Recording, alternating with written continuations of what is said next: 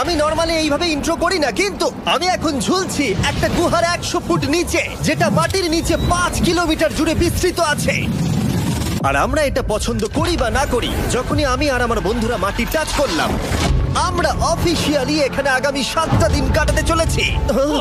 বাবারে, এটা আমার জীবনে করা সবথেকে ভয়ঙ্কর জিনিস। প্রথমত, আমাদের এখন এখান থেকে অনেকটা দূরে যেতে হবে। কেন? যদি ঝড় বৃষ্টি হয় তাহলে এই পুরো জায়গাটা জলে ভরে যেতে পারে, আর সমুদ্রের মতো ঢেউ এসে সবাইকে ভাসিয়ে নিয়ে যেতে পারে। সেই জন্য আমাদের আরো ভিতরে যেতে হবে একটা বেস ক্যাম্প বানানোর জন্য। ভাই এটা পুরো পাগলাম। এটা একটা অন্য জগৎ মনে হচ্ছে। এই কেভ এন্ট্রান্সটা হয়তো দেখতে সুন্দর, কিন্তু দেখে যা মনে হচ্ছে আসলে তা নয়। আর আমরা হয়তো জানি না যে আগামী 7টা দিন আমাদের জীবনের সব থেকে কঠিন সময় হতে চলেছে। সব থেকে বাজে ডিসিশন। ঠিক আছে, আর কিছুক্ষণের মধ্যেই অন্ধকার হতে চলেছে। ক্যাম্প না করলে আমরা বিপদে পড়বো। আমরা কোথায় যাচ্ছি সেটা কি বলবে? আমাদের ক্যাম্প সেটআপের জন্য একটা ফ্ল্যাট গ্রাউন্ড খুঁজতেই হবে। কেভের ভেতরে ঢোকার পরে আমরা এমন একটা জায়গা খুঁজে পেলাম যেটা অনেকটা উঁচুতে থাকায় আমরা জল থেকে সুরক্ষিত থাকতে পারবো। তার মানে এটা ক্যাম্পের জন্য পারফেক্ট। পারফেক্টটা একটু বেশি হয়ে গেল। মোটামুটি বলা যেতে পারে। ঠিক আছে, ক্যাম্পের জন্য মোটামুটি। প্রথম দিনের বাকিটা আমরা কাটিয়ে দিলাম আমাদের জিনিসপত্র আনতে। প্রত্যেকটা ব্যাগের ওজন প্রায় 80 পাউন্ড। আর যেমনটা তোমরা ফুটেজে দেখছো, আমরা এটা করতে 4 ঘন্টা লাগিয়ে দিলাম। এখান থেকে যাওয়া খুব কঠিন। তারপরে আমরা সবাই বেস ক্যাম্পে ফিরে গেলাম। ঠিক আছে, আমরা এখানে লাইট লাগিয়ে দিলাম। আমাদের সব জিনিসপত্র হোম বেসে চলে এসেছে। একটু ক্যামেরাটা ওদিকে দেখাবে? ওদিকটা কিন্তু ভয়ানক অন্ধকার, আর সবসময় এরকমই থাকবে। তাই আমরা ক্যাম্পিং গ্রাউন্ডের জন্য খুব বেশি কিছু করতে পারলাম না। কটা ফুটো করে দড়ি টাঙিয়ে দিলাম। এটা ধরো আর ওঠো দেখি।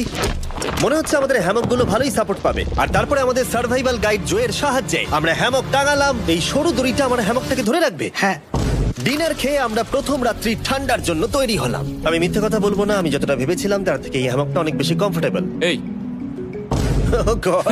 আমি তো আমার চমকেই হাতটা তো গেছিলাম। বড় কেন ভাই? এই কেভটা 2.5 কিলোমিটার ডিপ, আর আমরা এখন এন্ট্রান্সের কাছেই ক্যাম্পিং করছি। কাল আমরা অনেক কিছু এক্সপ্লোর করব। তোমরা কেমন ঘুমালে?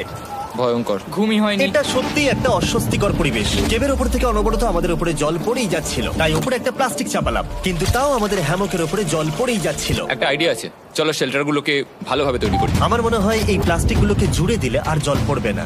বাহ, তুমি তো জিনিয়াস। আমি শুধু একজন ইউটিউবারই নয়, ঠিক আছে? আমার হ্যামকটা এটার উপরে ঝুলছিল। মানে দেখো, আমি আরেকটু হলে হ্যামক থেকে নেমে পড়ে যেতাম। আর আমরা সেই সময় এটা বুঝতেই পারিনি যে এই গর্তটা প্রায় 40 ফুট গভীর। তাই যখন আমি আর শন প্লাস্টিকগুলোকে জুড়ছিলাম, তখন ম্যাক আর কার্ল এই গর্তটা কতটা ভয়ঙ্কর সেটা দেখতে গেল। আমার হ্যামকটা দেখতে পাচ্ছো? ওখানে আমি ঘুমোচ্ছিলাম। এদিকটা দেখো। আর যেহেতু এই কেভে সব একই রকম দেখতে, তাই আমাদেরকে ফলো করা অনেকটাই কঠিন ছিল। এই ম্যাপে তোমরা আমাদের হোম বেস দেখতে পারবে, আর দেখতে পারবে ওরা ওখান থেকে কত দূরে হ্যাঁ, যাচ্ছে। এটা তো খুবই ভয়ঙ্কর। ভাই এটা পাগলামো। আর যখন ছেলেরা র্যান্ডমলি এক্সপ্লোর করছিল, তখন আমি আর শন ক্যাম্পে কাজ করছিলাম।